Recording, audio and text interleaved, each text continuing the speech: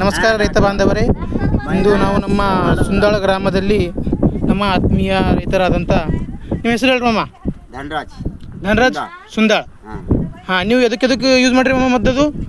ಬದನೆ ಗಿಡಕ್ಕೂ ಇದು ನಮ್ಮ ಮೆಣಸಿನ ಗಿಡ. ಹಾಂ, 8 ದಿನಕ್ಕೊಮ್ಮೆ ಹಾಕ್ಲತ್ತಿದ್ದೇವ್ರಿ. ಹಾಂ, ಹೆಂಗದ ಮಾಮ ಮದ್ದದು? ಮದ್ದು ಸರಿಯಾಗದ ಇಲ್ಲಿ ಅದ ನೋಡ್ರಿ, ಇಲ್ಲಿ ನೋಡ್ಕೊರಿ. ಹಾಂ, ಯಾವ್ದು ಬದನೆಕಾಯಿ ಗಿಡಕ್ಕೆ ಹಾಕಿರಿ? ಹಾಂ, ಬದನೆ ಗಿಡಕ್ಕೆ. ಹಾಂ, ಮತ್ತೆ ಮೆಣಸಿನ ಗಿಡಕ್ಕೆ. ಹಾಂ, ಎಲ್ಲ ಸರಿಯಾಗಿ ಎವರೇಜ್ ಕೊಡ್ಲತ್ತದ. ಹಾಂ, ಇದು ನೋಡ್ಬೋದು ರೈತ ಒಂದು ಮಿತ್ರರೇ, ಯಾವ ರೀತಿ ಬದನೆಕಾಯಿ ಗಿಡ ಚಿಗಿಲತ್ತದವ, ಹೂವು ಹೆಂಗೆ ಕೊಡ್ಲತ್ತದ ಈಗ ನೋಡಬಹುದು ನೀವು.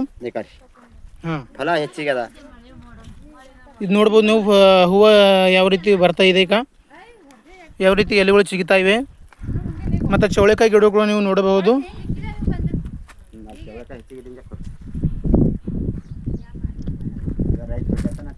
ಇಲ್ಲಿ ನೋಡಬಹುದು ಈಗ.